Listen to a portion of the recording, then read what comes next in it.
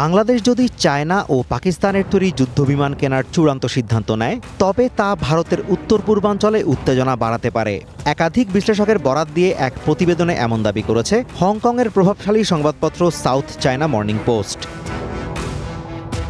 এদিকে পাকিস্তান ও বাংলাদেশের সংবাদ মাধ্যম বলছে, ইসলামাবাদ JF-17 থান্ডার ব্লক 3 যুদ্ধবিমানের একটি সম্পূর্ণ কার্যকর সিমুলেটর ঢাকায় পাঠিয়েছে। মূলত পাইলটদের আকাশযুদ্ধের কৌশল শেখাতে এবং বিমানের ভেতরের জটিল যুদ্ধ ব্যবস্থাপনা নিয়ন্ত্রণে দক্ষ করে তুলতে সিমুলেটর ব্যবহার করা হয়।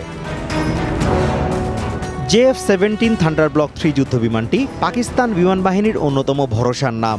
এছাড়াও আজারবাইজান, মিয়ানমার এবং নাইজেরিয়াতেও এই বিমান রপ্তানি করা হয়েছে।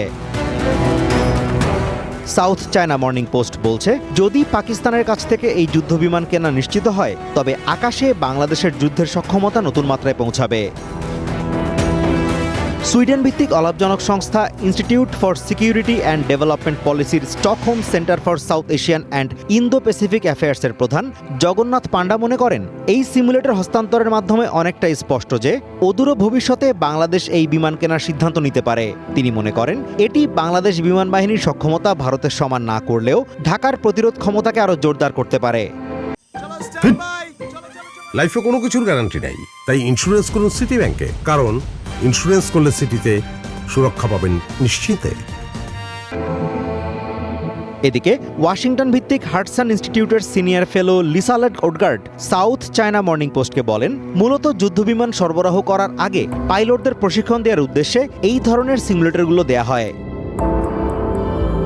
প্রতিবেদনটিতে পাকিস্তানের বিরুদ্ধে বাংলাদেশের 1971 সালের স্বাধীনতা যুদ্ধ, পলাতক সাবেক প্রধানমন্ত্রী শেখ হাসিনাকে প্রত্যর্পণের টালবাহানা ঘিরে ভারতের সাথে সম্পর্কের অবনতি এবং বিএনপি সরকার দায়িত্ব নেয়ার পর বর্তমানে দিল্লি ঢাকার শীতল সম্পর্কের বিষয়টিও গুরুত্ব দিয়ে তুলে ধরা হয়েছে।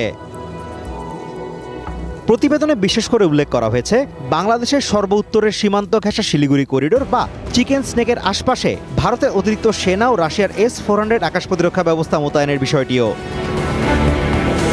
তবে বাংলাদেশ কোনোভাবেই ভারতের সাথে যুদ্ধের প্রস্তুতি নিচ্ছে না বলে মনে করেন বিশ্লেষকরা। এরপরেও বাংলাদেশের সাথে পাকিস্তানের সামরিক সম্পর্কের ঘনিষ্ঠতা বৃদ্ধির বিষয়টি ভারতের জন্য অস্বস্তিকর হয়ে উঠতে পারে বলে মত দিয়েছেন তারা। Azimur Rashid Kanak, one international desk.